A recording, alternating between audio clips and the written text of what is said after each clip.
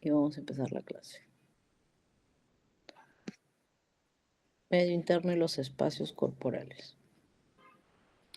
Es importante, pues, que los compartimentos del cuerpo humano se mantengan en equilibrio. No podemos tener un aumento del volumen del plasma, como no deberíamos tener un aumento del líquido intracelular, ni tampoco el aumento del líquido del intersticio o viceversa, una disminución de estos volúmenes que se manejan gracias a los solutos y a la osmolaridad que existe dentro de ellos. El agua corporal total está determinada por lo que ingerimos versus lo que perdemos. Si ingerimos más de lo que perdemos, estaremos en una sobrecarga hídrica y puede tener consecuencias para el flujo y el bombeo por parte del corazón. Si tuviéramos menos ingresos, contexto de deshidratación. Lo ideal es que nos mantengamos en un balance hídrico neutro, de que están conformados esos ingresos de agua, por lo que bebemos en la dieta diaria, ¿no? Agua, sopa, jugo, café, bebidas, etc. Y del metabolismo celular, ¿no? Por ejemplo, en el ciclo de Krebs se producen moléculas de agua, en el desprendimiento de reacciones químicas se desprenden moléculas de agua y de ese metabolismo 200 mililitros corresponden a el agua metabólica. El restante es por ingresos del día a día que pueden variar en cada persona. Estamos hablando en este momento en el contexto de un balance en reposo, no en el ejercicio. Las pérdidas se van a dar a través de distintos órganos como la piel, los pulmones, la sudoración que se da a través de las glándulas exocrinas de la piel, por parte de los intestinos y también de la orina, siendo el riñón el principal órgano que ayuda en la excreción y pérdida diaria de líquidos dependiendo de las necesidades del cuerpo. Todo ello hace un volumen total de promedio 2.300 que equiparan pues a los ingresos diarios. Dentro de estas pérdidas de líquido que hemos ingerido, se pueden dar por dos tipos, pérdidas insensibles y las sensibles del agua. Las insensibles pues no somos conscientes de ellos y están comandados por la piel y por la respiración. Las vías aéreas y la piel en conjunto son responsables de un promedio de 700 mililitros al día de pérdida de esta agua de manera insensible. La respiración significa que si yo aumento la frecuencia respiratoria, ya no tengo 15 respiraciones, sino tengo 45 o 50, voy a perder un poco más de agua de manera insensible que un paciente que ventile menos que yo.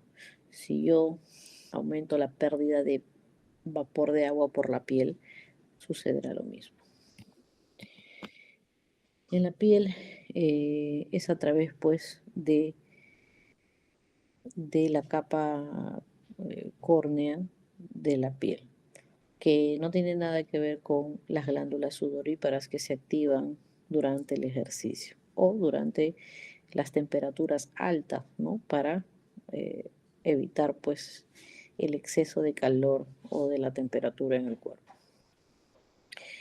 Esta pérdida es aproximada de unos 300 mililitros. Entonces tenemos 350 de la respiración, otros 350 promedio de la piel, ahí están los 700 mililitros, ¿no? 350 es un promedio entre 300 y 400.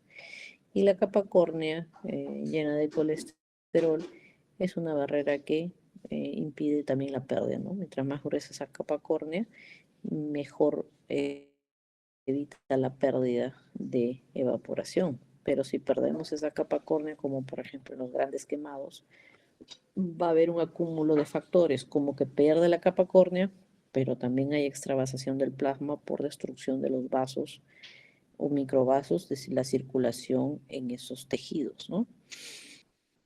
Esta evaporación puede exceder hasta 10 veces el valor normal de esos 350 o 300 mililitros hasta 10 veces, o sea, 3 litros por día, lo cual es sumamente grave porque excedería pues los ingresos que tenemos y ingresaríamos en un proceso de deshidratación con desbalance hidroelectrolítrico. Las pérdidas insensibles también a través de la vía aérea es un promedio de 350. Entonces, esta pérdida insensible a través del vapor de agua se da a medida que el aire entra en la vía aérea y se satura de humedad. En los climas fríos, ¿no? Las personas que están en climas fríos tienen una sensación de sequedad. En los climas fríos la presión de vapor de la atmósfera se reduce a casi cero, lo que provoca una pérdida mayor. Entonces, cuando estamos a más altura, hay menos presión atmosférica, podemos perder más vapor de agua, ¿no? Hay una pérdida pulmonar incluso mayor a medida que la temperatura desciende cuando aumentamos la altura, ¿no? Y baja la presión atmosférica. Las glándulas sudoríparas, ¿no? Estimuladas por el sistema nervioso simpático y parasimpático, también son una pérdida de sudor, especialmente cuando hay temperaturas, un clima muy cálido, muy alto o en el ejercicio, ¿no?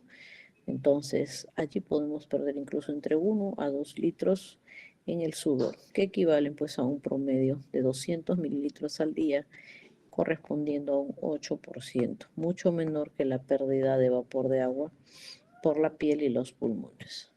A través de los intestinos también controlamos una pérdida de agua, aunque es mínima, ¿no? La pérdida, si bien es cierto, en las primeras porciones del intestino delgado podemos llegar a colectar hasta 9 litros de agua. Toda esa agua es reabsorbida en el intestino delgado y también en el intestino grueso, llegándose a excretar de todos esos 9 litros que se utilizaron para la digestión de alimentos, solamente 100 mililitros por día. Entonces, de todas las pérdidas, es ella la menor. Disculpen, es mi gatita. Está un poco, quiere jugar seguramente. ¿Ya? Entonces, se pierde pues hasta 100 mililitros por día. Definitivamente que en estado fisiológico la pérdida es mínima, pero si entendemos esta pérdida desde la enfermedad como las diarreas secretoras o las diarreas osmóticas producidas por bacterias o por laxantes, esta pérdida puede ser sumamente mortal, ¿no? Como por ejemplo por toxinas como el Vibrio cholerae, que pueden generar diarreas intensas con grandes pérdidas de litros por día. Los riñones son el componente más importante para la pérdida de líquido en el cuerpo humano. Ellos controlan, pues, qué tanto líquido vamos a perder o qué tanto líquido no vamos a perder, ¿no? Y en promedio unos 1.500 a 2.000 litros que podemos regular a través de los riñones. Por ejemplo, cuando estamos en situaciones de poca hidratación, bajaremos pues la cantidad de filtrado glomerular y cuando estemos en un proceso de sobrehidratación aumentaremos la excreción de volumen de orina eh, para mantener un balance hídrico adecuado. Este porcentaje de pérdida por parte del sistema renal es de un 60%. Los electrolitos, como el sodio, por ejemplo, pueden ser bajos en algunas personas que comen poca sal, otros pueden comer mucha sal, más hasta 500 miliequivalentes por día. Esa sobrecarga de soluto en los riñones a través de los túbulos renales, quienes se encargan pues de compensar, ¿no? La cantidad de sodio que vamos a excretar y la cantidad de sodio que vamos a reabsorber. Para compensar esto, pues si pierdo más sodio, voy a perder también más agua por ósmosis para mantener las osmolaridades equiparadas entre los distintos compartimentos intersticial, plasma y túbulos renales. La distribución del agua corporal. El agua corporal se va a distribuir 2/3 partes definitivamente en el líquido intracelular. Recuerden que tenemos billones de células que conforman los órganos y los sistemas del cuerpo humano. Y la tercera parte restante ya se va a los compartimentos divididos para el plasma y el líquido extracelular. Perdón, el plasma y el intersticio. Entonces, nosotros somos, de todo el peso corporal total, somos un 60% de agua, que equivale a 40 litros aproximadamente de 70 en un ser humano de 70 kilos. Y de esos 70 kilos, 60% equivale a los 40 litros. Esos 40 litros se van a dividir de ese líquido extracelular,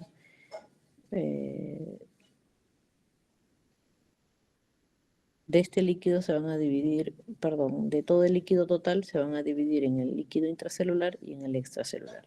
Y de esos 40 litros, 25 van o sea, las 2/3 partes van a corresponder a el líquido intracelular.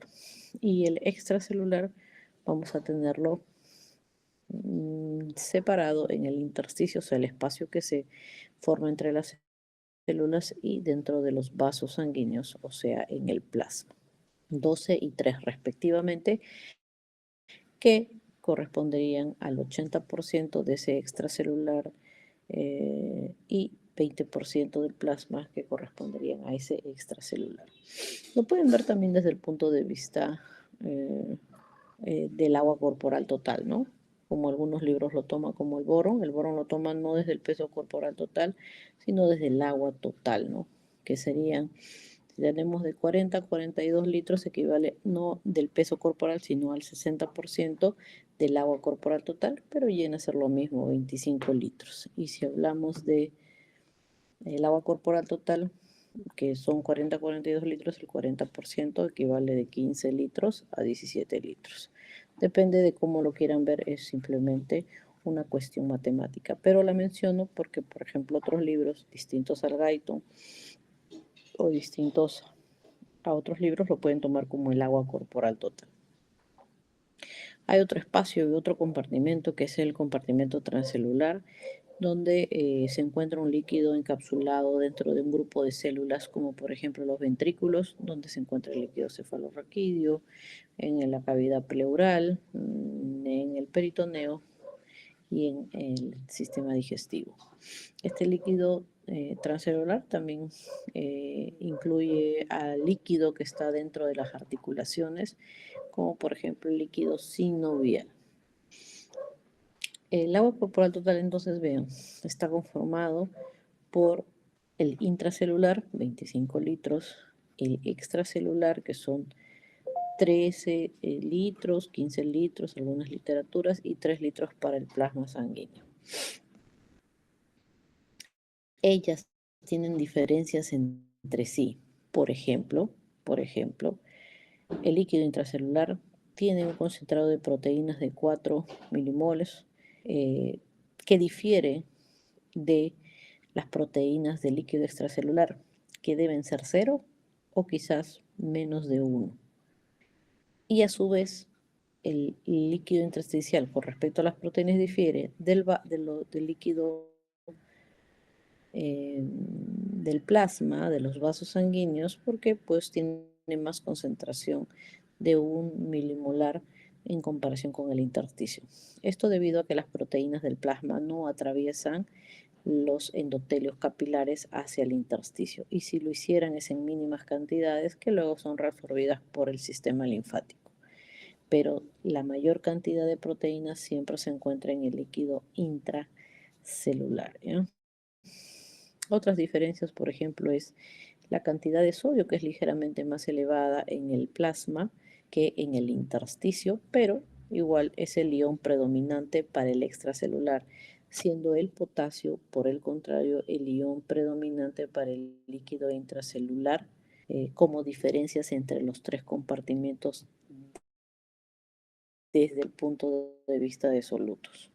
La distribución del agua corporal total varía de acuerdo a ciertas características humanas. En el sexo, los varones tienen más contenido de agua, un 60% en comparación con las mujeres, que solo tienen un 55% de líquido, pero está distribuido igual de la misma forma. 2/3 partes para el líquido intracelular y 1/3 parte para del peso corporal para el extracelular, o sea, plasma e intersticio, y hay más intersticio que vasos, entonces 80% para el intersticio y 20% para los vasos. En las mujeres obesas, incluso este, este fluido puede bajar hasta el 50%. A medida que envejecemos, vamos a tener menos cantidad de agua corporal total. El niño cuando nace es un promedio de hasta 75% y más aún, incluso en los prematuros, más cantidad de agua corporal total, ¿no? Solamente el 25% es masa y el 70, perdón, un promedio del 25% es masa y el 75% agua corporal total. Hasta que envejecemos, donde podemos llegar a tener hasta un 50% de agua corporal total, aún siendo varones.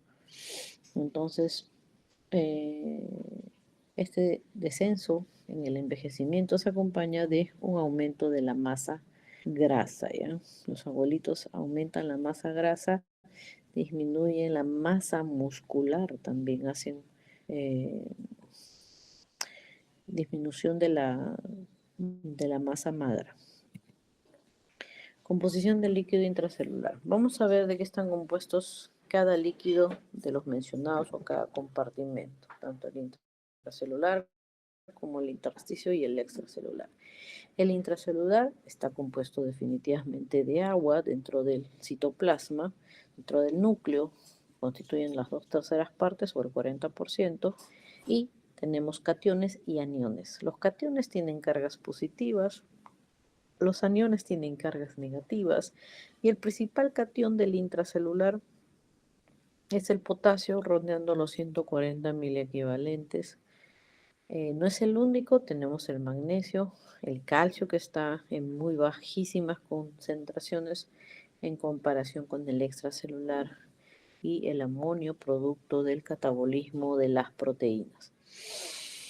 Esos son cationes inorgánicos, ¿no? Luego podemos tener cationes orgánicos como los aminoácidos, las proteínas, que están en alta concentración en comparación con el intersticio y el plasma para el intracelular. Entre los aniones tenemos el fosfato y la urea, con cargas negativas, las proteínas.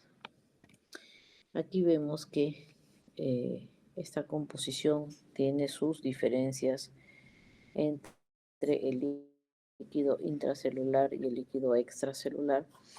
Vemos que la principal, perdón, la principal anión son los fosfatos y los aniones orgánicos en el intracelular, junto con el potasio, que sería un catión. Y los principales iones del extracelular es el sodio, desde el punto de vista de catión, y de anión, el cloro, ¿ya? Entonces, para el extracelular es el sodio y el cloro, y para el intracelular es el potasio y el fosfato con los aniones inorgánicos. Muy bien. Entonces, al contrario que el líquido extracelular, el líquido intracelular contiene mínimas cantidades de sodio y cloro. Entonces podemos decir que el intracelular tiene grandes cantidades de potasio, pero también podemos decir que tiene mínimas cantidades de sodio, grandes cantidades de fosfato y grandes cantidades de proteínas. Composición del líquido extracelular ahora.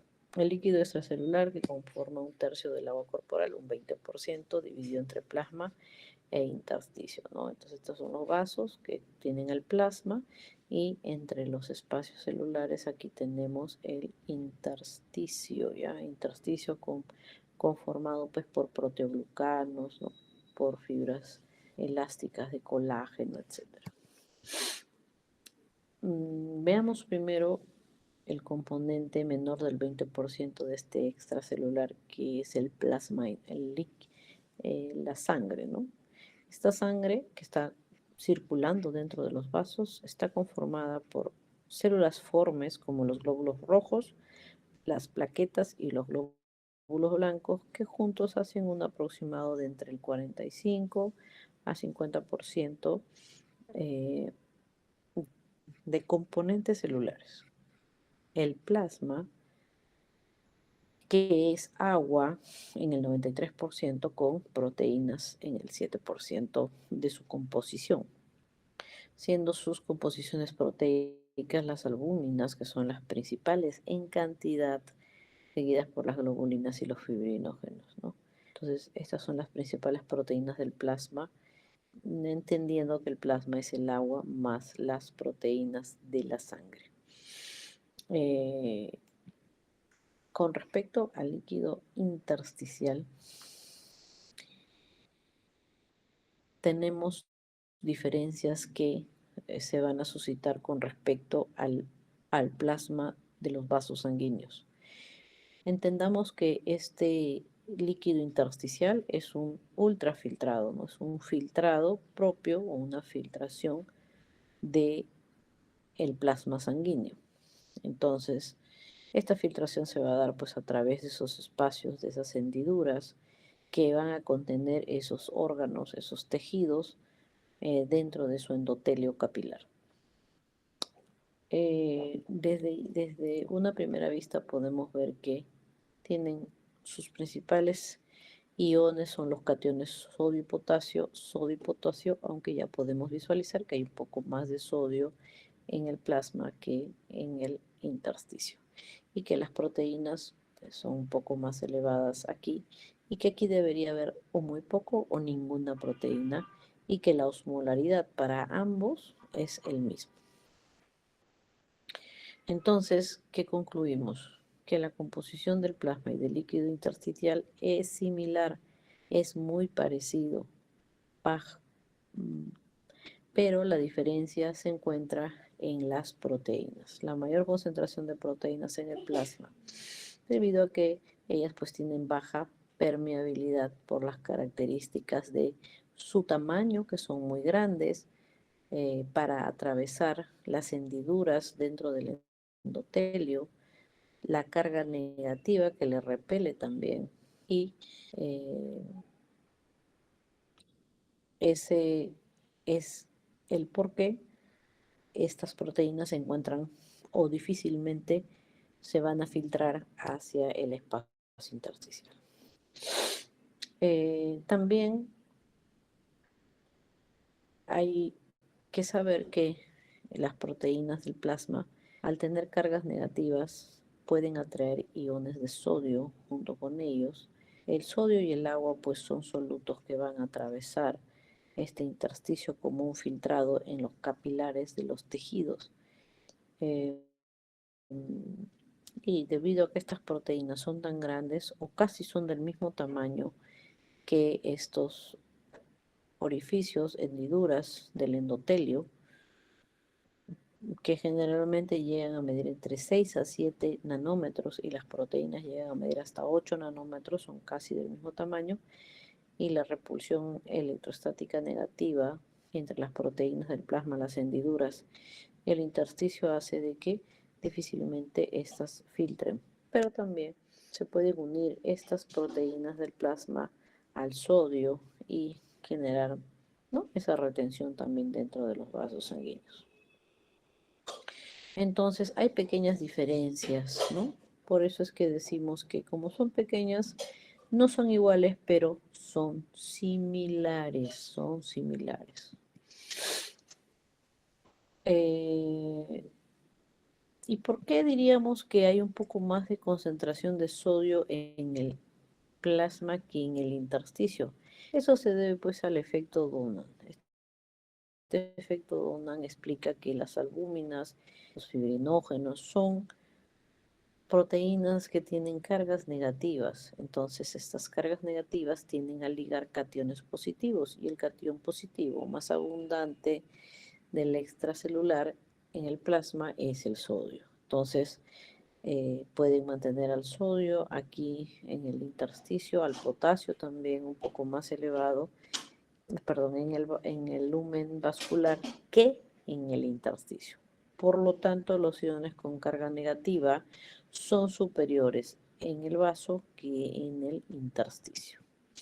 Acá podemos ver cómo el sodio en el plasma, eh, para esta literatura, por ejemplo, nos menciona que eh, tenemos un sodio de 142 y en el libro del boron le consideran que tiene plasma sin proteínas, ¿no? Si no hubiera proteínas, si fuera solamente plasma, aumenta la cantidad porque se adosa menos sodio a las proteínas, ¿no? Se adosa menos sodio a las proteínas. Las proteínas, por ejemplo, en el plasma, 7 gramos por decilitros y en el intersticio 1 gramo por decilitro y en las células 30 gramos por decilitro, por dar un ejemplo. Con respecto al calcio, vemos que el calcio iónico es 1.2, en tanto que en la célula es de 0.00001, ¿no? Entonces, la concentración de calcio es extremadamente más alta en el extra que en el intra, y en el intra se guarda pues dentro de los retículos, por eso es que su concentración es sumamente baja. Bien. Entonces, por el contrario, con la concentración de iones con carga negativa tiende a ser ligeramente superior en el líquido intersticial que en el plasma, porque las cargas negativas de las proteínas plasmáticas lo repelen, ¿no? Cloro 106 en el plasma y en el intersticio 108, bicarbonato 24 en el plasma y en el intersticio 28. Esas son las pequeñas diferencias que hay sobre la concentración de proteínas, los iones positivos y los iones negativos entre el plasma y el intersticio. La diferencia es mínima, pero hay una diferencia. Por eso es que decimos que son similares, aunque no iguales. La osmolaridad. ¿Qué es la osmolaridad? Es la cantidad de solutos disueltos en una solución. Normalmente la osmolaridad se expresa como los osmoles por litro y en la clínica usamos el término osmolaridad más no osmolaridad. La osmolaridad entonces es la concentración de partículas, pero no de cualquier partícula. Tiene que ser la concentración de partículas osmóticamente activas, es decir, que generen movimiento de agua. Porque si tenemos una molécula que no va a generar movimiento de agua, entonces no va a haber osmolaridad. En la práctica, la osmolaridad, ¿no?, es igual que la osmolalidad, ¿ya? 1 litro de agua equivale a 1 kilo de agua. Entonces la osmolaridad tiene un rango, puede ir desde 285 hasta 300 miliosmoles para cada literatura, pero ese es el rango promedio. Significa que la osmolaridad se mantiene igual en los 3 compartimentos, intracelular y extracelular, plasma e intersticio. La osmolaridad, por ejemplo, en el plasma está comandado por solutos osmolmente activos, los cuales son para el plasma el sodio, la glucosa y la concentración de nitrógeno ureico. Son los tres. Los tres comandan la osmolaridad y el aumento de uno dará el aumento de la osmolaridad. Claro que el que va a dar más aumento de la osmolaridad con unos pequeños aumentos sería el sodio, porque si yo aumento el sodio es por 2, ¿no? En cambio la glucosa es entre 18. Y así hallamos la osmolaridad, por ejemplo, del plasma, que es el único que nosotros como médicos podemos regular, porque no podemos regular la osmolaridad dentro del intersticio ni la osmolaridad dentro de las billones de células, pero sí podríamos controlar la osmolaridad según la necesidad dentro de los vasos sanguíneos a través de medicamentos. Ahí también les muestro cómo está comandada la osmolaridad en este líquido que es la orina, que es otro líquido, por el sodio, el potasio, por 2 y la urea.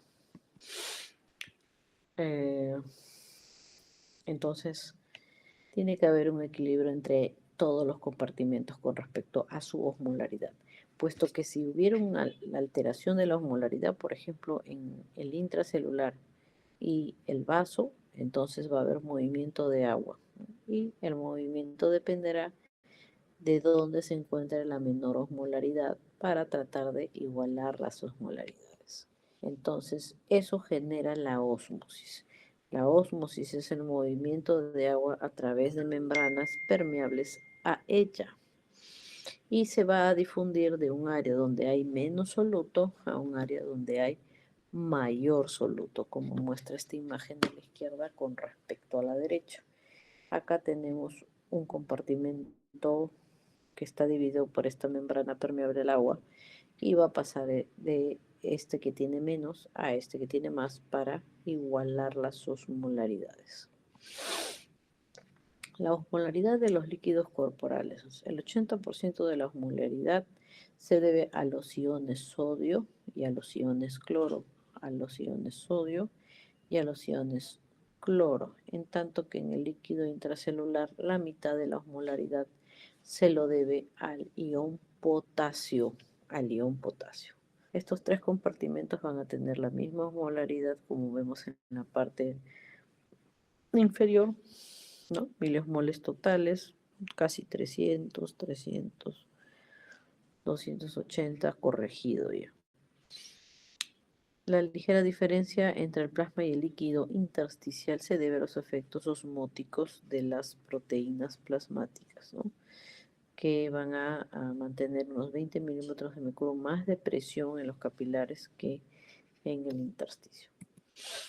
Muy bien, ¿y por qué es importante la osmolaridad? Porque pueden aparecer cambios de volumen importante ante pequeños cambios de la osmolaridad.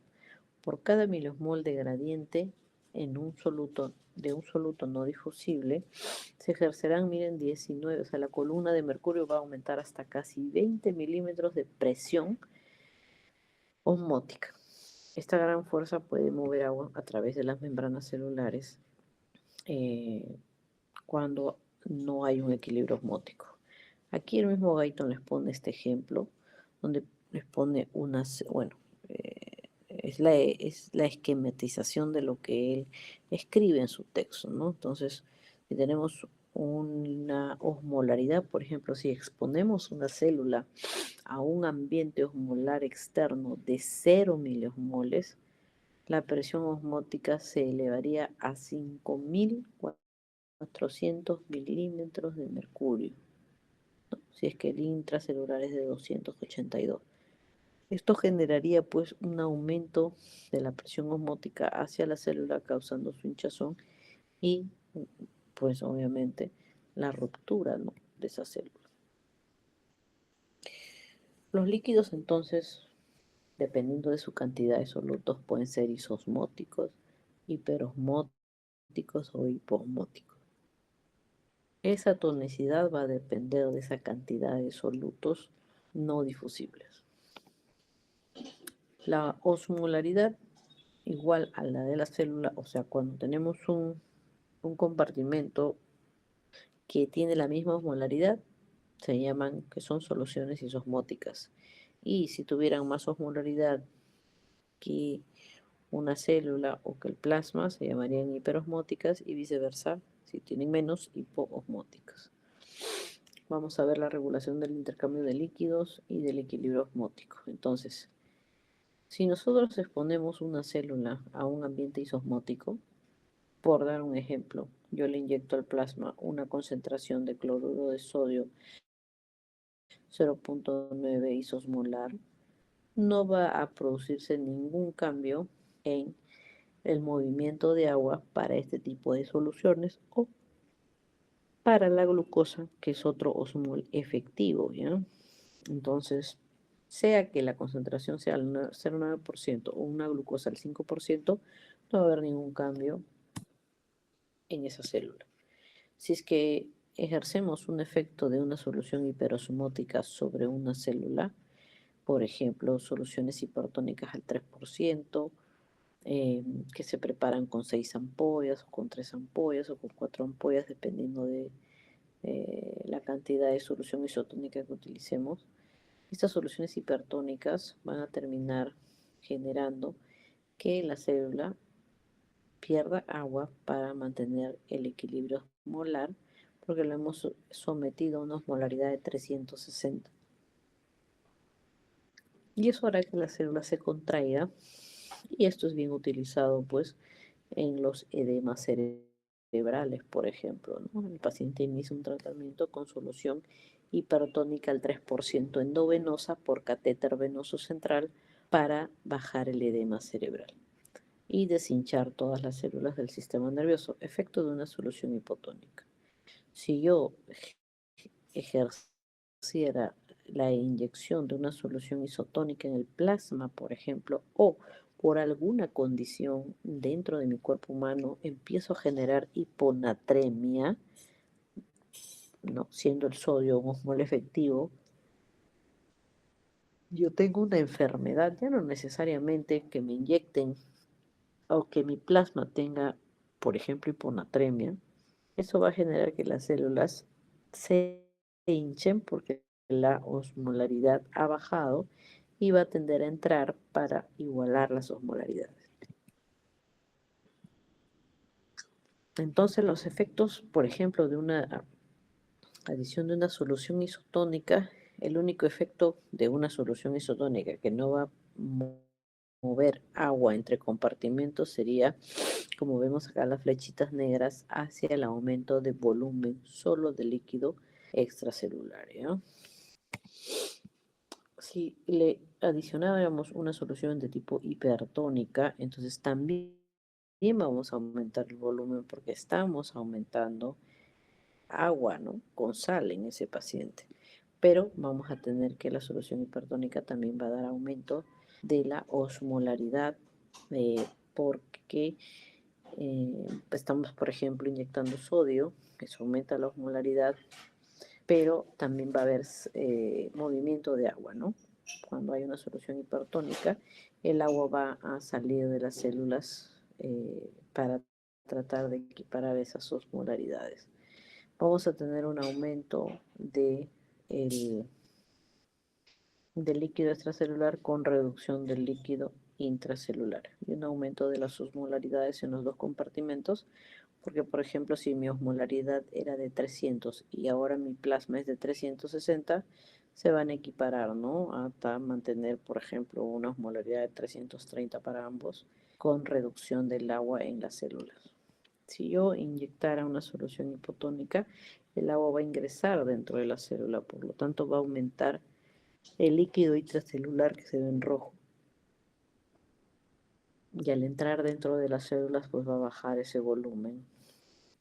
Perdón, va a bajar, disculpen, va a bajar la osmolaridad por esta solución hipotónica, pero como el agua ingresa, va a aumentar el agua en el intracelular, pero también se aumenta el agua en el extracelular.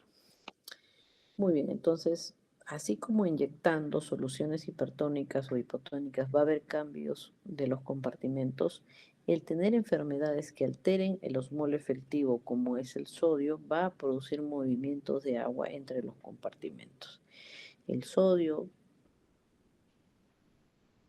y su concentración normal va de 135 a 145. Entonces, hiponatremia 110, 115, 120, hipernatremia 150, 160. Va a alterar el movimiento de agua. De lejos, la principal alteración en los pacientes hospitalizados es la hiponatremia. Por ende, vamos a mencionar la hiponatremia para esta clase. La hiponatremia, pues, solo voy a hablar de la hiponatremia verdadera, que tiene concentraciones de sodio baja, ni normal ni alta, la baja real, la verdadera hiponatremia. Por lo tanto, la osmolaridad plasmática de ese paciente está bajo.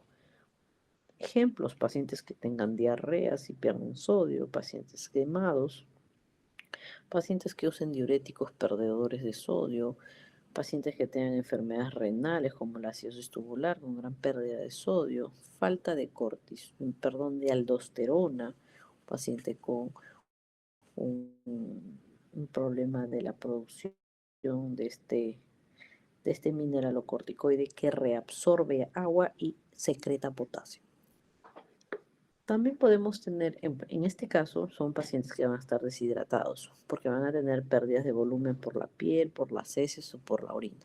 En el caso de los pacientes que más bien están sobrehidratados y generan edemas, ahí tenemos a los pacientes cirróticos, a los pacientes con insuficiencia cardíaca, pacientes que ya no filtran la orina, como los pacientes con insuficiencia renal y además que no filtran la orina también pierden, ¿no? Porque pierden la orina porque ya no hay reabsorción de orina, de sodio. Entonces estos pacientes hacen edemas con acúmulo de líquido que genera ese aumento, etcétera. Y tenemos los pacientes con hiponatremia sin alteraciones del líquido extracelular, como son, por ejemplo, los pacientes con SHIHAD, los pacientes con insuficiencia renal y el hipotiroidismo. Ellos van a hacer, por ejemplo, el SHIHAD va a generar mucha hormona antidiurética, mucha reabsorción de agua pura desde los túbulos colectores a los capilares peritubulares, generando una dilución pues del sodio por esta gran cantidad de agua. Y en la enfermedad de Addison, por ejemplo, no vamos a tener aldosterona y al no tener aldosterona no vamos a resolver ni sodio en los túbulos colectores. Perdón, sí, en los túbulos colectores. Bien, ya expliqué esto y esto. Consecuencias de esas enfermedades X que pueden dar hiponatremia es la inflamación celular. Entonces, si reducimos el sodio a niveles que estén, ¿no?, muy bajos, como por ejemplo 115, 120 miliequivalentes o milimoles, van a tener consecuencias sobre el volumen celular. Aquí tenemos una osmolaridad normal, 300, y aquí también 300. Pero imaginemos que tengo una hiponatremia con poca osmolaridad. Entonces, este líquido que está aquí va a ingresar, por ejemplo, los astrocitos a las neuronas y van a generar un edema o hinchazón. Y esto puede hacer que aumente el volumen del encéfalo hasta en un 10% de su volumen normal, generando herniación y compresión del tronco cerebral con posterior muerte del paciente. La hiponatremia puede ser aguda o la hiponatremia puede ser crónica en el tiempo. Entonces, dependiendo de cómo se instale la hiponatremia, veremos si el cerebro puede ser o no capaz de generar mecanismos de compensación. Si es que es aguda, hay una pérdida de sodio, ¿no?, excesiva, y eso va a generar que exista difusión de agua en las células. Por lo tanto, si es que hay hiponatremia, el agua va a ingresar a las células cerebrales y va a aumentar en estos puntitos marcados el volumen cerebral. Entonces, ¿qué más? Inflamación del tejido indicado por las líneas discontinuas. Luego, este proceso también estimula el transporte de sodio, potasio y algunos órganos fuera de la célula, eh, y eso provoca la difusión de agua hacia el exterior también celular.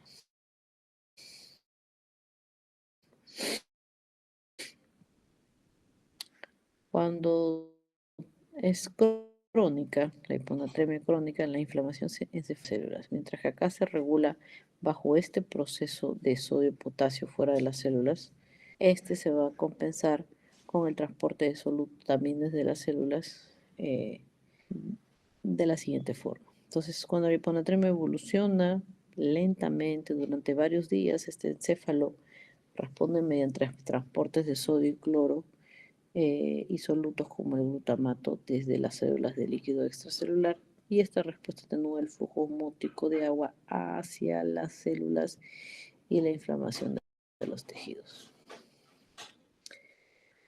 No debemos hacer una corrección rápida de la hiponatremia, puesto que esto también desencadenaría deshidratación de otras células.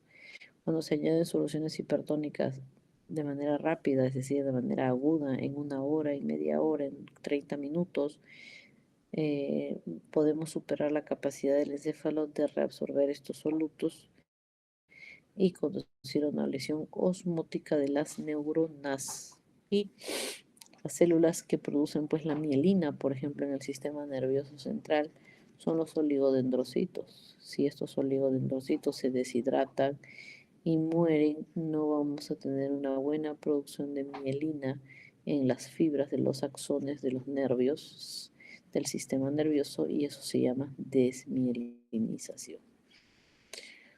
Puede evitarse pues corrigiéndolo en largo plazo, 24 horas, si es que vamos a ponerle de 10 a 12, o sea, mientras menos dosis, menos horas también, pero a más dosis, más horas de corrección lenta, ¿ya? Si no, desmielinización, como vemos en esta imagen de la mano izquierda, del tronco cerebral, eh, definido por esta mancha blanca que se ve en la protuberancia, ¿ya? Puede darse en cualquier parte del sistema nervioso, en la corteza, en el tronco, en el tálamo, etcétera. Entonces se dañan las vainas de mielina por la deshidratación, por esa reposición rápida de sodio. Entonces, si la hiponatremia se corrige con demasiada rapidez, ¿y esto qué va a generar? Entonces va a generar, de acuerdo a la zona afectada, si es el tronco cerebral, si es que es el cerebro, el cerebelo, ¿no? Por ejemplo, si es el tronco cerebral, puede generar coma, enclaustramiento. Si es que es, por ejemplo, de extrapontina, ¿no? Eh, en la vía extrapiramidal puede generar parkinsonismo, corea, o sea, dejar con secuelas al paciente. Alteración de los núcleos de los pares craneales, por ejemplo, noveno par, ¿no? En el bulbo raquídeo, disfagia, disartea, diplopia. Entonces, las anomalías de la regulación de la hiponatremia y de la hipernatremia, ¿no? Ya dijimos que mucho más común es la hiponatremia, que podemos ver con deshidratación, sobrehidratación, es decir, sin edemas, con edemas. Y veamos si es que tienen pues aumento del volumen de líquido intracelular o extracelular, ¿no? Por ejemplo, en el Chihat hay una concentración de sodio disminuida por la gran reabsorción de agua, y eso genera un aumento del volumen de líquido extracelular y puede también generar aumento del volumen intracelular de líquido.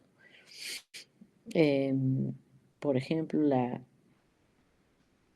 la hiponatremia por insuficiencia suprarrenal, es decir, no hay reabsorción de sodio porque no hay aldosterona, disminuye la concentración de sodio. Eso genera hiponatremia. Hay disminución del volumen de líquido extracelular, a diferencia de cuando hay exceso de antidiurética, y esta baja de sodio va a hacer que ingrese el líquido al intracelular, al igual que la baja de sodio en el chija, ¿no? Pero vean la diferencia, que mientras uno tiene un volumen extracelular elevado, este tiene un volumen extracelular disminuido, por dar un ejemplo. Es importante pues mantener un buen osmolaridad en estos compartimentos, porque de lo contrario las consecuencias son devastadoras, como ya lo pudimos ver hace unos meses, ¿no? Con los sueros alterados que se pusieron a los pacientes con grandes cantidades de sodio. Por ejemplo, hubieron pacientes que se les pusieron cantidades de sodio de hasta 60 veces más la cantidad permitida, generando soluciones hipernatrémicas con gran deshidratación y muerte inmediata, ¿no? Por un cambio agudo del sodio. Y hubieron otras concentraciones donde más bien había una severa hiponatremia, perdón, una severa hiposmolaridad de estas concentraron edema cerebral y también muerte por coma. Los dos murieron por coma, claro que por situaciones fisiológicas distintas. Vamos a ver la segunda parte de esta clase, que es la microcirculación. La microcirculación nos quiere hablar de los vasos microscópicos que no podemos ver, pero especialmente del endotelio y de los vasos linfáticos, que son la última división vascular. El endotelio el endotelio, y la importancia de la circulación linfática también en el evitar los edemas en el cuerpo humano. Recordemos que pues, los vasos se dividen desde un extremo arterial y un extremo venoso. El extremo arterial está conformado desde la aorta y todas sus ramas hasta arterias de gran calibre, arterias musculares, hasta divisiones microscópicas arteriolares, siendo las arteriolas las últimas divisiones vasculares que van a tener músculo liso en toda su extensión. Después vamos a ver que vamos a tener los capilares, que solo están conformados por endotelio y una membrana basal. Recordemos que los capilares y los vasos linfáticos están aquí entremezclados en este tejido dentro de la microcirculación y que tenemos una gran superficie transversal de capilares por donde el flujo sanguíneo es bastante lento para el intercambio de nutrientes. Entonces los capilares allí se va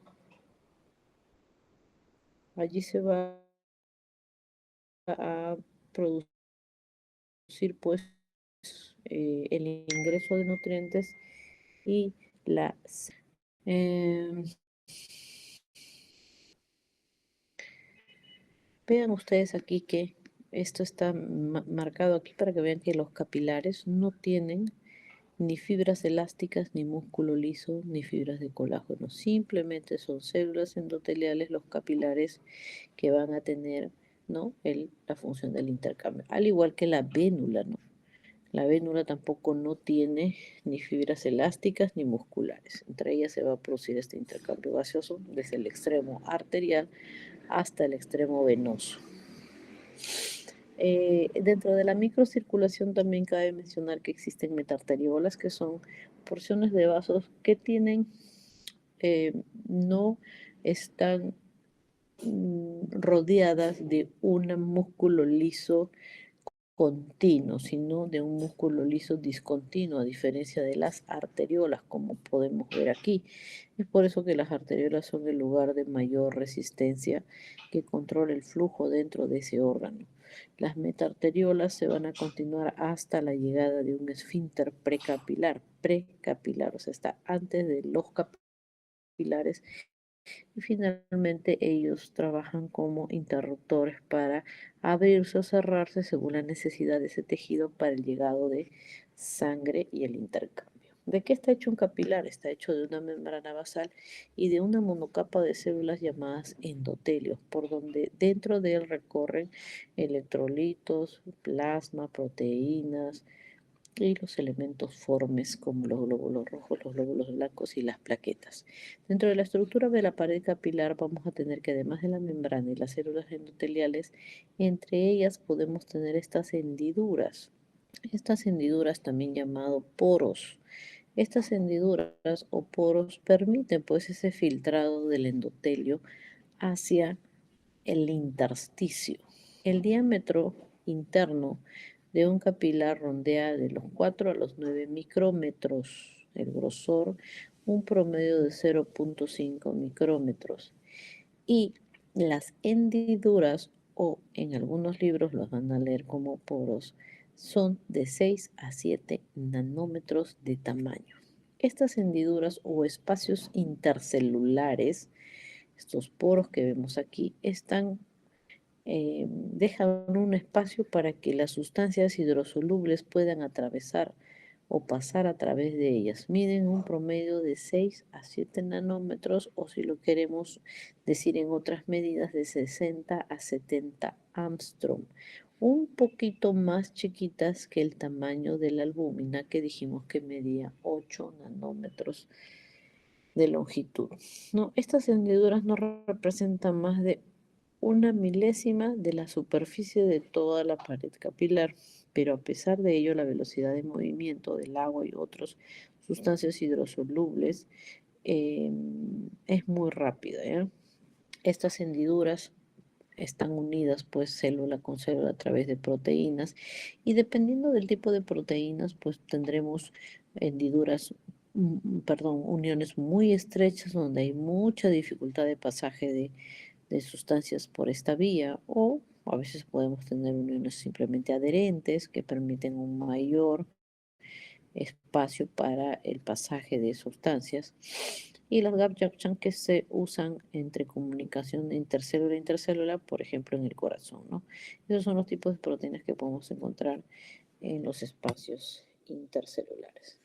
También otra forma de que el agua o las sustancias puedan atravesar el capilar, además de las hendiduras intercelulares, son también unas vesículas hechas de membrana.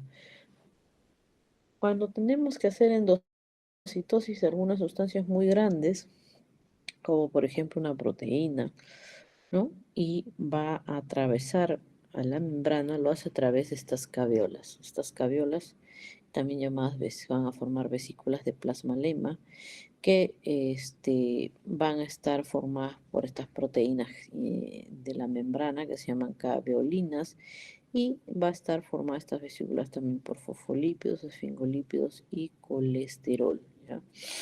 Entonces, esos forman también parte de cómo es que se pueden mover sustancias desde el endotelio hacia el intersticio. Ya se cree que tienen una función en la endocitosis, proceso en el cual una célula queda atrapada, y en la transitosis de macromoléculas en el interior de la célula, ¿no? Es otra forma de que se puedan mover, en este caso, perdón, del extra al intra de estas células. Muy bien, el flujo de sangre de los capilares puede variar también el flujo gracias a la contracción y dilatación de estas metarteriolas y de los esfínteres precapilares. La sangre no fluye continuamente en un órgano, sino que lo hace de forma intermitente, ¿no? Entonces vean aquí cómo es que, por ejemplo, tienen un músculo de una rata en reposo, y hay algunas zonas donde hay más, donde hay menos, pero si lo ponemos en ejercicio, por ejemplo, hay vasodilatación de todos, ¿no? Y se aumenta el flujo, todo eso dependiendo de la necesidad del tejido y a la contracción intermitente. En este caso habría relajación, ¿no?, de las metarteriolas y los esfínteres precapilares para llenar a la mayoría de los capilares. Intercambio de agua, nutrientes entre la sangre y el líquido intersticial. Antes eh, eh, de pasar a los vasos linfáticos, necesitamos entender cómo es ese filtrado entre el endotelio y el intersticio. Entonces, ya dijimos que van a tener unos poritos acuosos que miden entre 6 a 7 nanómetros o de 60 a 70 Armstrong. Y por ahí, cuando la sangre pase de la arteriola, y la arteriola va a terminar pues en el capilar de su extremo arterial, su extremo venoso, y se termina yendo por las venas. Va a haber pues acá una gran presión de agua que va a forzar la salida de ella, ¿no?, por inercia ya. Hay fuerzas pues entonces que comandan este filtrado, como la presión hidrostática que llega a este endotelio y la presión coleidosmótica. ¿Qué sustancias van a intercambiarse aquí? Los gases. Bueno, los gases no necesitan pues ninguna hendidura para atravesar, ellos son liposolubles, y lo que va a determinar que estos gases se difundan, ya sea de forma de nutriente o de desecho, lo determinará pues la presión parcial que el gas tenga y del área de superficie de difusión. Mientras más capilares abiertos, mayor será el área de difusión para esos gases. Eso varía con respecto a las soluciones hidrosolubles como la glucosa, el sodio, por ejemplo, y los aminoácidos. Ellos no son liposolubles, no van a atravesar la membrana como lo hace el oxígeno y el CO2. Entonces lo van a hacer a través de sus poritos, también llamados hendiduras acuosas, entre las células. Esta velocidad de difusión de agua a través de la membrana capilar es 80 veces mayor que la velocidad con la que el propio plasma fluye linealmente por el capilar. Ya sabemos que la velocidad es bastante lenta eh, y bueno, es lo suficiente, o dura lo suficiente para que se haga este intercambio de gases y de nutrientes. También vamos a ver que, así como dependiendo si la sustancia es liposoluble o hidrosoluble, el tamaño de la molécula también importa para efectos de que pueda pasar a través de estos poros. Mientras más grande la molécula, es más difícil que pueda atravesar estos hendiduras. Por ejemplo, el agua tiene una permeabilidad como conforme va aumentando su peso molecular, como por ejemplo hasta la albúmina, que mide de 69, pesa, perdón, 69.000 Dalton, su permeabilidad baja hasta una milésima, 0.001 en comparación con el agua. Entonces, en este caso les están mostrando la permeabilidad, por ejemplo, de los poros en el músculo esquelético, ¿no? Para el bíceps, para el tríceps, para el cuádriceps. Y esto se debe pues a que ya mencionamos que los poros miden de 6 a 7 nanómetros y la albúmina mide pues casi 8 nanómetros, es casi igual. En cambio, con respecto a el agua tiene 20 veces menos el tamaño del diámetro del poro y por eso ya pasa fácilmente. Muy bien. Los capilares igual difieren sobre el tamaño de sus poros y el tipo de membrana capilar para cada órgano, ¿no? No es lo mismo la membrana capilar del endotelio de, por ejemplo, el hígado que del riñón, ¿no? En los capilares, por ejemplo, en las membranas de los sinusoides del hígado, todo es muy permeable, hasta las proteínas pueden pasar, hasta las proteínas. ¿Por qué? Porque tienen unos poros muy grandes en el endotelio, gigantes, que van a permitir que casi todo lo que llega al sinusoide hepático se pueda filtrar. Así como el agua que va a tener pues unos poros, no, perdón, unas fenestraciones, disculpen ustedes. En el capilar, en el endotelio del riñón, vamos a tener que los electrolitos se van a filtrar mucho más que, por ejemplo, en el músculo esquelético, hasta 500 veces más que en el músculo. ¿Y eso a qué se debe? A que esos capilares tienen fenestraciones, como huequitos, como es como una coladera. Y eso permite, pues, que haya un gran filtrado para la formación de la orina. Muy bien. Entonces, ¿qué determina, pues, este filtrado por parte de los endotelios en cada órgano? Lo va a definir la presión hidrostática y la presión oncótica. Entonces, ambas presiones van a definir. Para lo que son solutos y gas, solutos importantes. Eh, bueno, el conjunto de estas fuerzas que comandan el filtrado de los capilares son eh, las fuerzas de Starling. Sabemos, a excepción de, por ejemplo, algunos capilares especiales, como por ejemplo los del hígado, ¿no? Tenemos algunos capilares que cabe la pena mencionar porque tienen una forma especial, como las del cerebro, las del riñón, el intestino y otras como por ejemplo las del hígado. En el cerebro no es el endotelio se encuentra muy hermético, entonces sus uniones son demasiado estrechas. No va a haber casi nada que abandone ese endotelio capilar hacia el cerebro. Es todo muy restringido, ni una proteína va a pasar por ahí.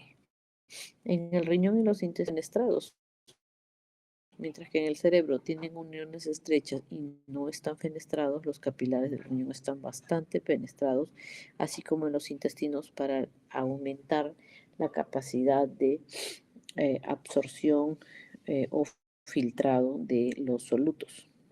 Veamos esa diferencia en esta imagen. Por ejemplo, en el cerebro vemos que estas hendiduras entre endotelio y células endoteliales es mínima, mide de 1 a 5 nanómetros el espacio, por eso se llaman tight junctions o uniones estrechas. Vean aquí, la unión es casi pegado, casi perfecto, el espacio, ¿no? Para que atraviesen moléculas está bastante reducido. Cosas así que son lo más importante para el cerebro. Y también se dan vías de transporte por transistosis, que dijimos que se hacían a través eh, de las caveolas. Con respecto a los capilares glomerulares, tienen estos agujeritos dentro del mismo endotelio que se llama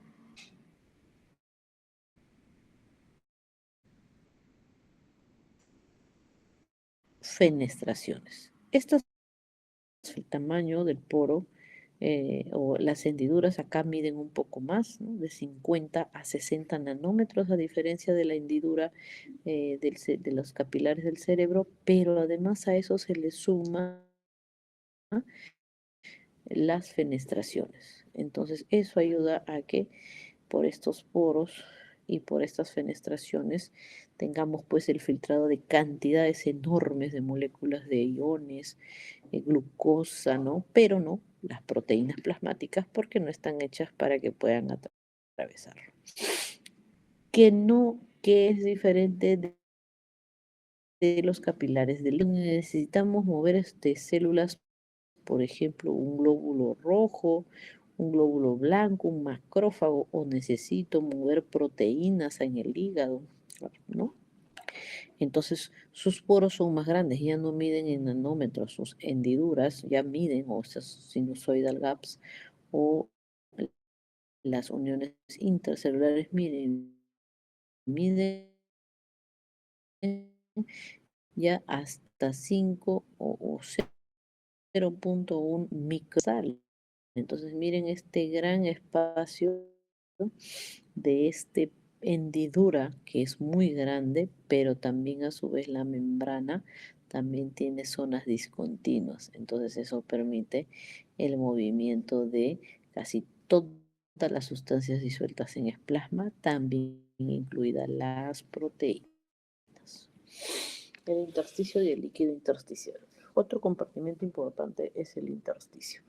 Ese intersticio está compuesto por fibras de colágeno, como las vemos aquí. Son largas, resistentes, son fuertes y manejan la tensión de los tejidos.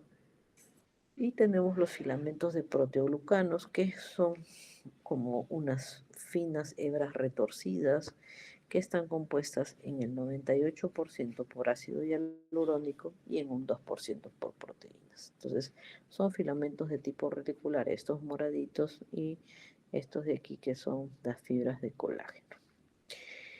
Ya sabemos que en el intersticio tenemos un sexto del volumen de, de los compartimentos del líquido intersticial que está aquí es una filtración o es un ultrafiltrado de nuestro plasma que se diferencia porque no tiene o ninguna o muy poquitas proteínas y un poquito menos de sodio que por ejemplo el plasma, ¿no? ¿Qué más contiene aparte de eh, aparte de las fibras de colágeno y proteoglucanos? También tiene un gel. Este gel, pues, en este líquido intersticial queda atrapado principalmente en esos diminutos filamentos. Bueno, esta combinación de estos filamentos de proteoglicano y líquido atrapado es el gel tisular finalmente. La difusión a través de este gel es buena, hasta el 99% de rapidez, como si es que no hubiera gel. No es como uno, porque como uno sería si no hubiera nada de proteoglicano, ¿no? Solamente difundiría el agua. Pero con esta composición gelosa producto de su unión con los proteoglicanos, se mantiene una rapidez de hasta el 99% en el intersticio para el movimiento. Por ejemplo, si necesito mover moléculas de agua de aquí hacia la célula, la más rapidez se mantiene, ¿no? Electrolitos, oxígeno, se mueven entre el vaso y la célula. Muy bien. Además, también tenemos, así como hay gel tisular encapsulado con los proteoglicanos, también tenemos agua libre. El agua libre está formado por riachuelos de líquido libre y pequeñas vesículas de líquido libre, como vemos acá. Ellos corresponden pues a menos del 1% del agua en el intersticio. Entonces el 99% más del agua está compuesto por el gel tisular. La presión hidrostática y la presión coleidosmótica comandan el endotelio, ¿correcto? Entonces, denme un minuto, por favor.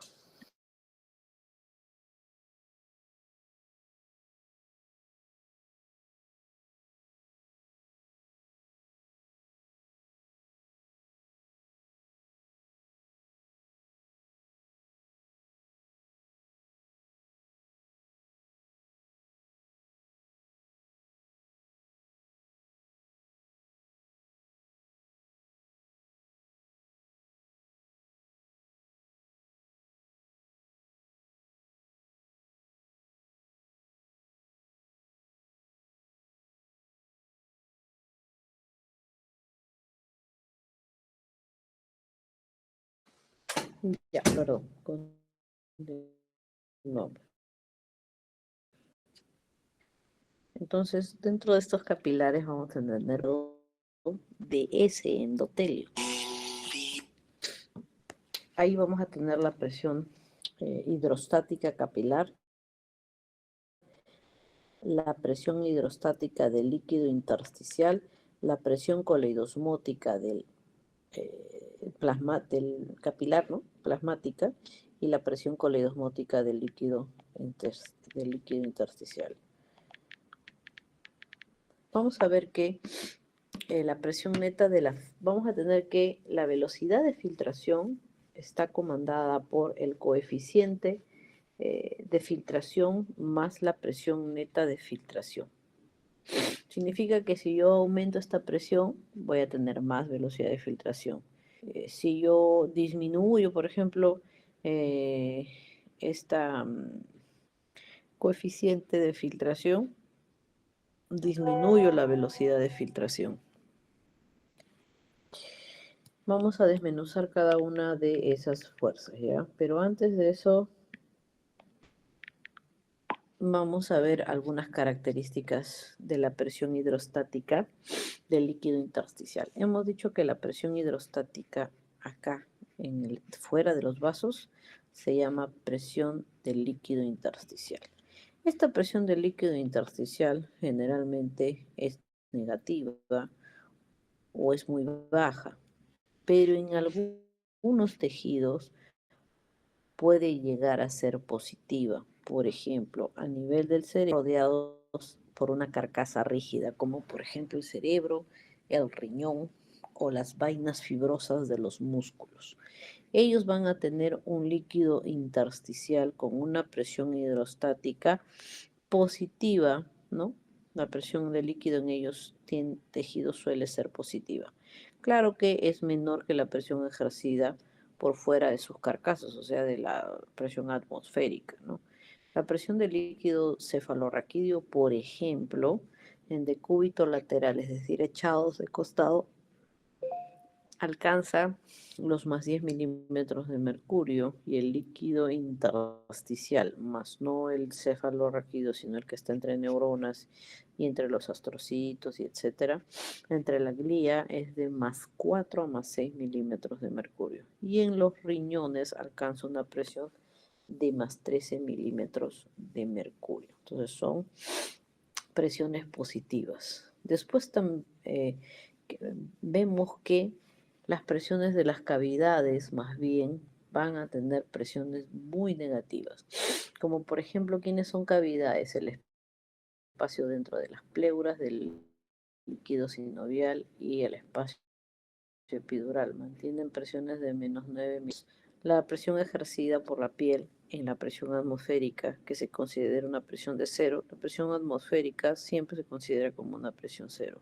Se podría formular una regla general de que la presión normal del líquido intersticial en varios milímetros de mercurio negativa con respecto a la presión que rodea cada tejido. Eso es lo que hemos dicho, que la presión de ese líquido pues suele ser negativa. Un resumen entonces, la presión negativa del líquido intersticial, por ejemplo en el tejido subcutáneo, suele ser subatmosférica, esto es rodeando menor que la atmosférica con un promedio de menos 3 milímetros de mercurio. Esa es la presión que está pues por debajo de la piel, debajo en el tejido subcutáneo laxo. También tenemos que hay una bomba importante en el cuerpo humano que es el sistema linfático. El sistema linfático tiene la función de extraer el exceso de líquidos que se han filtrado a ese intersticio, a transportar moléculas como proteínas que se hayan podido escapar en ese filtrado capilar o restos celulares, ¿no? Entonces, esto de aquí luego es drenado pues al sistema circulatorio general a través de un bombeo que realiza que realizan los vasos linfáticos. En este proceso global crea una presión ligeramente negativa que a medida que se ha medido pues en estos líquidos. La presión coleidosmótica del plasma. La presión coleidosmótica de la albúmina, el fibrinógeno, que son proteínas del plasma. Y estas pues no van a atravesar esos poros o hendiduras debido a las características de electrorepulsión, ¿no? Por cargas negativas y por el tamaño también que tienen estas moléculas. Normalmente aquí dentro de los vasos sanguíneos a nivel del endotelio, por ejemplo, la presión coleidosmótica alcanza, es un promedio porque cambia de acuerdo a cada literatura, 28, 30, pero ese es el promedio, ¿ya? Milímetros de mercurio, siendo la mayor efecto de estos 28, por ejemplo, 19 milímetros de mercurio se deben a las mismas proteínas disueltas y otro 9, o sea, la minoría por el efecto Donan que dijimos que hacía que se unieran a electrolitos positivos como el sodio y el potasio y los mantienen aquí en el plasma. La presión coloidosmótica depende entonces de las proteínas, que son la albúmina, las globulinas. Ellas tienen un peso medio molecular desde menos a más de 69.000, 140.000 y hasta 400.000 Dalton. Vean que la albúmina es la mitad de grande que una globulina, o lo mismo decir la globulina es el doble del tamaño de una albúmina. Sin embargo, la que ejerce mayor presión coleidosmótica es la albúmina. El fibrinógeno tiene 400.000 y es el que menos presión osmótica ejerce. Estamos entendiendo que la presión, oncótica del plasma no lo determina el tamaño de la molécula, sino más bien la concentración. Vean que de albúmina tenemos 4.5 gramos de litro en comparación con solo 0.3 de fibrinógeno que se utiliza para los estados de coagulación. Entonces, el 80% de la presión coleidosmótica está determinada por la albúmina. Vamos a analizar las fuerzas que provocan la filtración en el extremo capilar y el extremo venoso de los capilares de los tejidos. Tenemos fuerzas que van a ir a favor de la filtración, como por ejemplo la presión capilar o presión hidrostática capilar, que es de más 30, va a favor de la filtración. Y la presión coleidosmótica de las hay, que luego se las va a llevar el sistema linfático, que es de 8. Y la presión del líquido intersticial, que dijimos que era de menos 3 milímetros de mercurio. Entonces, ellas tres van a favor de la filtración, en tanto que la presión coleidosmótica es una fuerza que va en contra de la filtración. Entonces, las fuerzas que tienden a desplazar el líquido hacia el exterior está la presión capilar, la presión negativa del líquido intersticial, que es -3, y la presión coleidosmótica, que es de 8. Entonces, suman ustedes estas fuerzas que van en el mismo sentido y da 41, y las fuerzas que tienden más bien a desplazar el líquido hacia el vaso es 28, que es de la presión coleidosmótica, como vemos acá. Entonces, esa es la fuerza. Restamos las de salida con las de entrada y tenemos a favor, porque este es de salida, de +13 hacia el intersticio. Ese es en el lado capilar. Esta presión de filtración de 13 milímetros de mercurio, ¿no? Que es 1/200 veces la del plasma, o sea, de sangre circulante, se filtra hacia el exterior de los extremos capilares, hacia los espacios intersticiales. Ahora acá tenemos el lado venoso. En este lado venoso vamos a tener que el valor de las fuerzas va a cambiar. Por ejemplo, el capilar, la presión capilar aquí ya es menor porque ya ha habido pues salida de este líquido, ¿no? Bajando hasta 10 a favor de la filtración. La presión del líquido intersticial se tiene que mantener constante, como la de la presión coleidosmótica del intersticio, y la presión coleidosmótica de 28. Entonces hacemos las restas. Las presiones que se van a favor de la filtración siguen siendo las mismas, pero ha bajado la de la presión capilar, que es a 10, sumamos es 21, menos la presión coleidosmótica, que es 28. Entonces, de entrada 28 y de salida 21, tenemos a favor de la entrada 7 milímetros de mercurio, que es la presión neta de reabsorción en el extremo venoso de nuestros capilares, para reabsorber, pues, perdón, claro, se van a ir hacia el plasma, perdón, ¿no? Entonces se reabsorbe pues otra vez hacia el vaso sanguíneo. Veamos que la presión de reabsorción hace que 9/10 de las partes del líquido que se ha filtrado hacia el exterior de los extremos arteriales de los capilares se reabsorban en los extremos venosos. Y la otra, o sea, de todo lo que se ha filtrado, de todo lo que hemos filtrado, luego, eh, una, las 9/10 de la parte lo hace esta presión de las fuerzas de Starling, pero la 10ª parte restante lo va a hacer los vasos linfáticos, que ellos van a tener la importancia de transportar macromoléculas como proteínas que se hayan filtrado, aminoácidos, también llevan kilomicrones de sangre, lo hacen desde los espacios intersticiales hacia la linfa, vean, y si es que no tuviéramos estos vasos moriríamos en 24 horas, ¿no? El flujo linfático normal es un promedio de 2 a 4 litros en 24 horas. Veamos la característica y la función de los vasos de acuerdo a su recorrido. Tenemos los linfáticos iniciales. Estos linfáticos iniciales son los que recién están naciendo para luego ir a unirse a los posteriores, que ya van a tener músculo liso. Estos carecen de músculo liso y carecen de valvas, ¿no? Entonces, no tienen ninguna de esas dos estructuras en sus células, y van a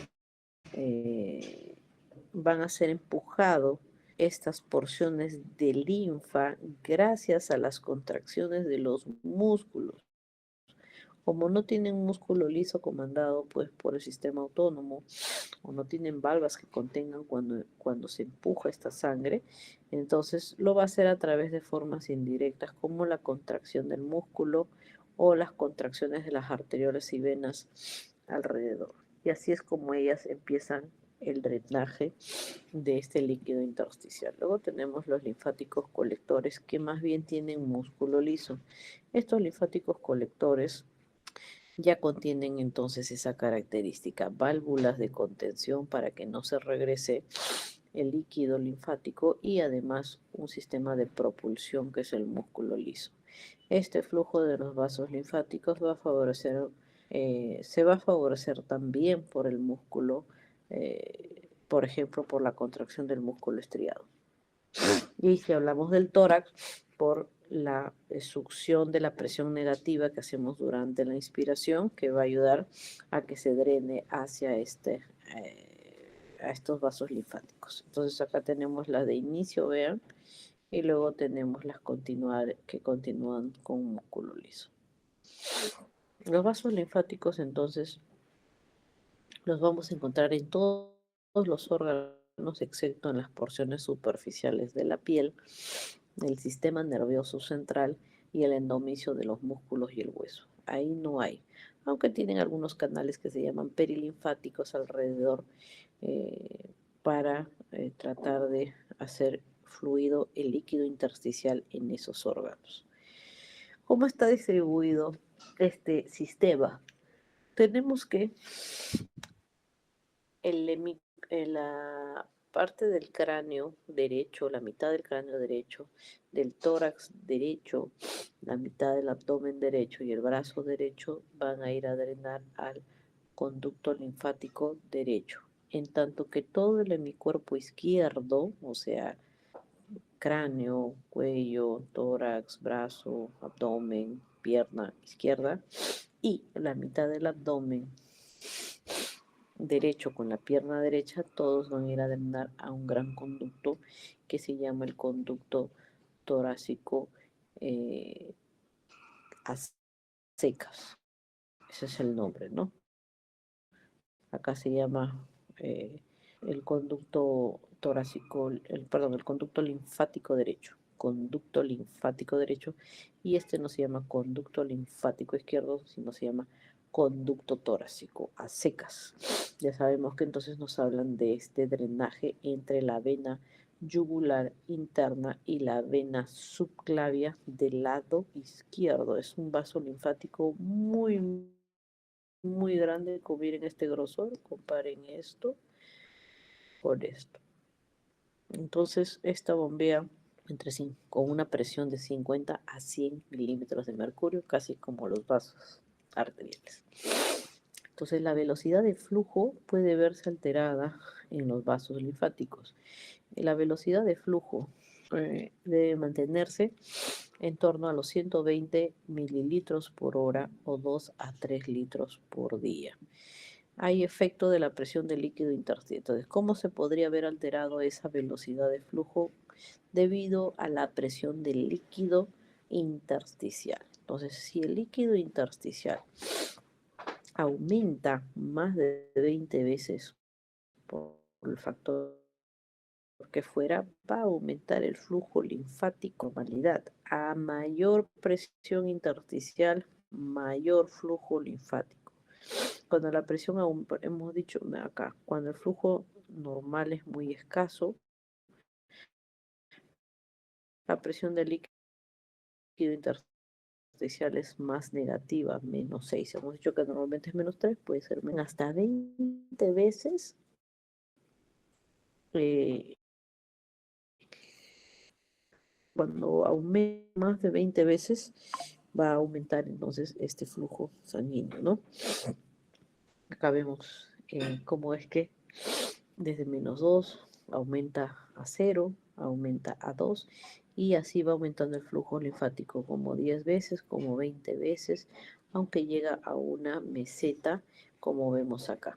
Esta meseta que está aquí, ¿no? Si nos da a entender de que si la presión en el líquido intersticial aumenta desde -3, -2 a 0, a +2, a +3, sí vamos a tener un aumento del flujo linfático para drenar ese líquido del intersticio, pero eso también tiene un tope, con más presiones altas hasta 20. Estos dos factores se equilibran entre sí, por lo que el flujo linfático alcanza la velocidad máxima representada en esta meseta, ¿no? Entonces hasta +2, +3 ya es el flujo máximo que alcanza hasta 20 veces y posterior a eso va a empezar a formarse edema cerebral. Muy bien, entonces en el intersticio, el efecto del intersticio va a influir sobre el flujo linfático. Si yo aumento la presión hidrostática en el capilar, aumento el filtrado, por ende aumento la presión en el líquido intersticial y por ende aumento el flujo linfático. Si yo disminuyo la presión coloidosmótica, aumento la presión de filtrado, aumento la presión del líquido intersticial y aumento el filtrado perdón, aumento el flujo linfático. Si aumento la presión coloidosmótica, más bien en el intersticio voy a jalar más agua, aumento la presión intersticial y aumento el flujo linfático. Y si aumento la permeabilidad de los capilares, hago vasodilatación, por ejemplo, va a haber más salida de líquido y eso va a generar más presión en el intersticio con más flujo. Pero tiene un límite que es hasta más 2, que la presión llegue hasta más 2 o más 3 milímetros de mercurio. Muy bien. Las válvulas que tienen son importantes, estos conductos o estos linfáticos colectores, porque funcionan como una bomba automática. Una forma, dije, de que empiece a ver el flujo es a través de las contracciones musculares del músculo estriado. Otra forma es que se usen las valvas, con lo que el líquido se ve a través de las valvas siguiente y siguiente y siguiente, siguiendo pues un proceso de fácil circulación sanguínea en estos vasos. Un vaso linfático torácico, por ejemplo, termina bombeando a una presión de 50 a 100 milímetros de mercurio. La bomba linfática aumenta el flujo linfático. Bombeo causado por la compresión externa intermitente de los vasos linfáticos. ¿Qué aumenta entonces el bombeo? El bombeo de esta bomba linfática, las contracciones del músculo esquelético circulante, movimiento de cada parte del cuerpo, pulsaciones de las arterias adyacentes a los vasos linfáticos y compresión de los tejidos por objetos situados fuera de ellos. Por ejemplo, si una persona está en total reposo porque está postrada, hay menos contracción de los músculos, generando menor compresión pues de estos vasos linfáticos, ¿no? Por ejemplo, si es que yo me pongo medias compresivas, mejoro esa compresión de esos vasos linfáticos, ¿no? Por dar ejemplos. Otra forma en la que se ayuda al bombeo linfático son a través de estos filamentos de anclaje. Entonces las paredes de estos vasitos linfáticos, por ejemplo, del inicio contienen estas, proteínas finamente adheridas a las células del tejido circulante, llamándose flap-like, ¿no? Filamentos de anclaje, que están en los extremos pues, del inicio de estos vasitos. Cada vez que entra un exceso de líquido en el tejido y provoca la hinchazón tisular, entonces esto se hincha y jala. Y los filamentos de anclaje tiran de la pared de los vasos linfáticos y el flujo entra en el capilar linfático a través de estas células endoteliales. Entonces, si el tejido se hincha, esto se estira y el agua entra entre las células endoteliales. Otra forma también de obtener un buen bombeo de la linfa es a través de el bombeo capilar.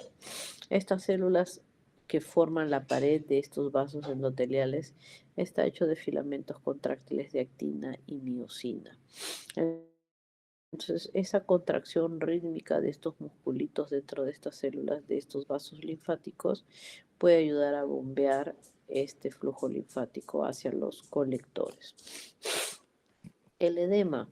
El edema es el acúmulo de líquido que se va a dar en los tejidos. Puede estar en distintos compartimentos. El edema puede estar en el líquido intracelular o estar en el líquido extracelular, o sea, en el intersticio.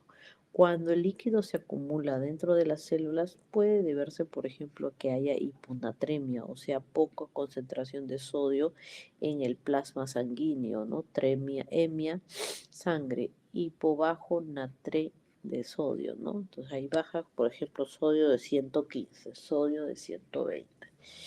La, la depresión de los sistemas metabólicos, el que no podamos generar ATP porque hay hipoxia del tejido, entonces va a generar alteraciones de el movimiento del sodio desde la célula para que pueda ser expulsado este sodio del intracelular.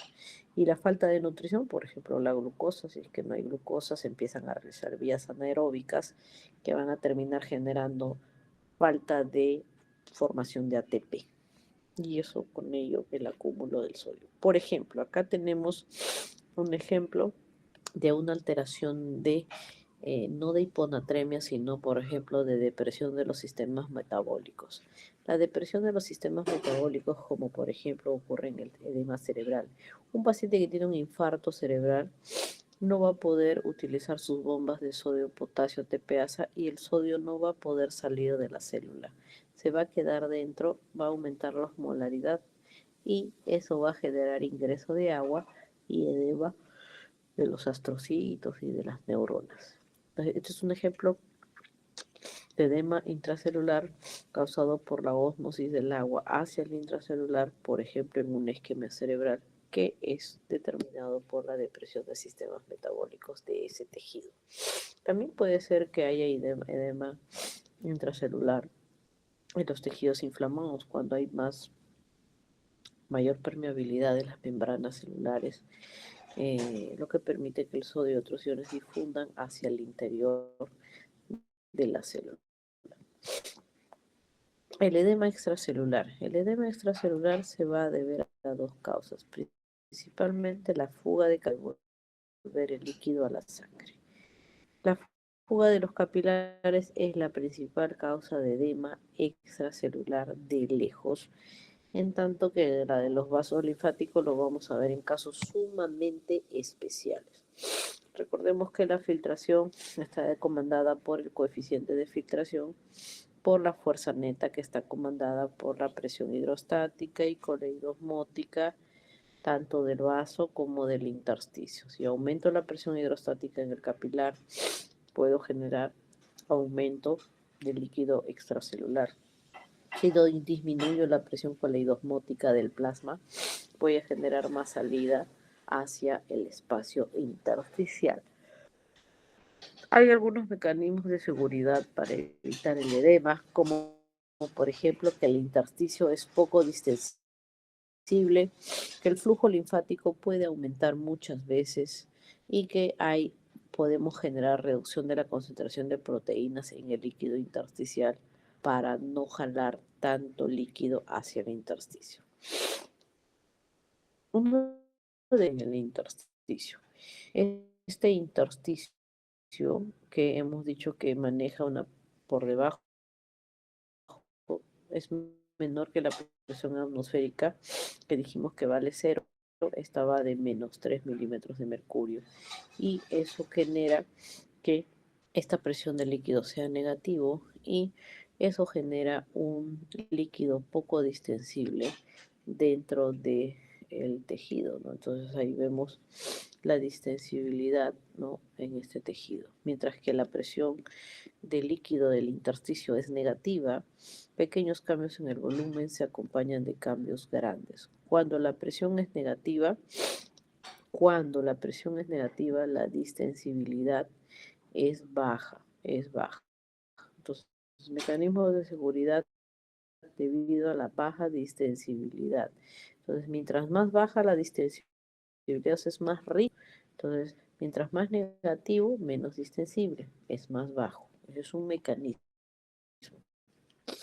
Otro mecanismo para mantener la baja distensibilidad y ver cómo actúa esto para mantener o evitar el edema es que cuando la presión hidrostática en el líquido intersticial aumenta, esto también aumenta, este aumento se opone a la filtración capilar. Cuando aquí aumenta la presión hidrostática, obviamente va a tender a aumentar esta presión y va a hacer una contrafuerza de la presión hidrostática del vaso. La presión hidrostática en el líquido intersticial es de 3 antes de que comience a acumularse grandes cantidades de líquidos. El mecanismo de seguridad entonces contra el edema es esos 3 milímetros de mercurio menores que hay acá para que el líquido fluya del vaso hacia el intersticio y no sea mayor, no sea mayor y eso genere una alteración de esta filtración. Muy bien, una vez que la presión en el líquido intersticial sube, ¿no? De -3 a 0, la distensibilidad ya es mucho, es muy distensible. Y eso permite que al ser muy distensible se acumulen líquidos en estos tejidos. Entonces, ¿qué más? El aumento del flujo de la linfa también es un mecanismo de seguridad. Una función importante del sistema linfático entonces es devolver eh, hacia la circulación, ¿no? A través de estos vasos linfáticos. Y los linfáticos tienen la propiedad de que si hubiera un edema, pueden aumentar su flujo de 10 hasta 50 veces para evitar el aumento del flujo linfático es de unos 7 milímetros de mercurio, que es lo que se ha calculado. Entonces, en el intersticio es de -3 milímetros de mercurio y para el flujo linfático de 7 milímetros de mercurio. El lavado de las proteínas de líquido como mecanismo de seguridad también es un mecanismo de defensa, porque si se acumularan las proteínas en el intersticio, se retendría el agua en el intersticio y eso no sucede así, porque las proteínas son rápidamente lavadas al sistema linfático, ¿no? Entonces aumenta la linfa a ese nivel. La disminución de las proteínas, ¿no? En el líquido intersticial reduce más bien la fuerza de filtración a través de los capilares. Se calcula que este mecanismo de seguridad tiene el mismo valor que el otro, que era de 7 milímetros de mercurio. Entonces ahí están los tres mecanismos, la distensibilidad tisular, que es elevada cuando la presión es negativa, el mecanismo de la linfa de reabsorber también con 7 milímetros de mercurio y el que se causa por la pérdida de proteínas en el intersticio de 7 milímetros de mercurio. Entonces el mecanismo de seguridad total del edema es de 17 milímetros de mercurio, que el edema. Los tipos de edema, pues entonces vean, puede ser porque hay un aumento de la presión hidrostática, sale el agua hacia el intersticio, puede ser porque haya poca cantidad de proteínas, ¿no? En plasma, eso también favorece a la salida de líquidos del intersticio generando edema, ¿no? En este caso, por ejemplo, tendríamos una presión oncótica baja y vamos a hablar del exudado. Entonces, puede ser que haya un aumento de la presión capilar, puede ser que haya una reducción de las proteínas del plasma o puede ser que haya un bloqueo del drenaje linfático o un aumento de la permeabilidad capilar. Entonces, aumento de la presión capilar, por ejemplo, una excesiva retención de sodio y agua o una insuficiencia cardíaca, por ejemplo, en los pacientes. En las pérdidas de la presión oncótica, por ejemplo, pacientes quemados, pacientes con problemas del hígado, cirrosis, hepatitis, una malnutrición y cuando hay aumento de la permeabilidad capilar, por ejemplo, en reacciones inmunitarias donde hay mucha vasodilatación, por ejemplo, reacciones anafilácticas, ¿no? Donde se hincha el párpado, la cara, el labio, como en el cáncer o infecciones parasitarias. Por ejemplo, el linfedema es la capacidad de los vasos sanguíneos para devolver el líquido y proteínas a la sangre, que se puede dar, por ejemplo, debido a una obstrucción de esos vasos o el aumento o la elevada presión coleidosmótica del líquido intersticial, lo que arrastra incluso más líquido fuera de los capilares. Un ejemplo muy común es la elefantiasis causada por la filarias, ¿no? La Wuchereria bancrofti, que obstruye los vasos linfáticos y miren cómo puede producir este gran edema intersticial porque no hay una buena filtrado, perdón, una buena pasaje de líquido intersticial hacia los vasos linfáticos, ¿ya? Genera linfedema grave y elefantiasis. Las pacientes que tienen cáncer, por ejemplo, y han sido sometidas a una intervención quirúrgica con resección de los vasos linfáticos, y en esa parte de drenaje no va a haber pues a dónde drenen esos vasos linfáticos, puede generar lo mismo, ¿no? Una elefantiasis por acúmulo de líquido intersticial. El edema causado por la insuficiencia cardíaca en este caso es pues porque hay un gran aumento de la presión hidrostática, ¿ya? Hay un aumento de la presión hidrostática, y ese aumento de la presión hidrostática va a generar la salida de líquido. Un momento, porque está esta imagen.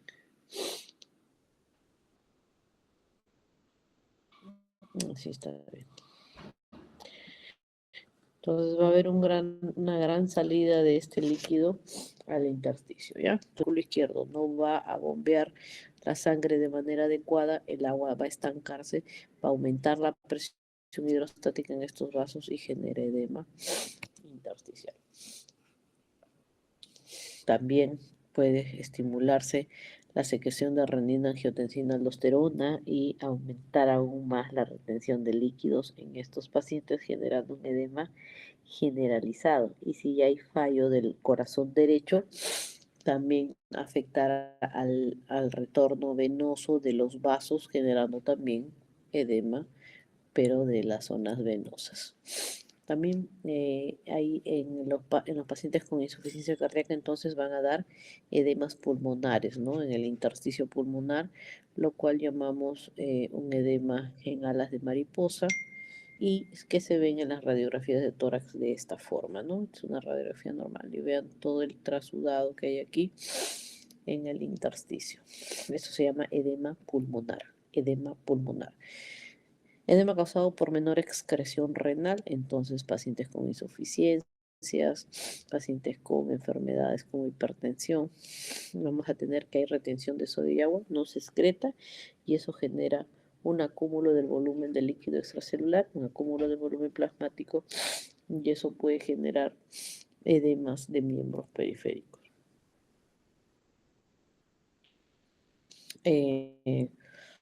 Después también podemos tener estos pacientes que hacen daño renal, eh, generar un edema, ¿no? Generalizado en pacientes con, por ejemplo, pérdida de proteínas, aumento de la presión arterial por daño renal.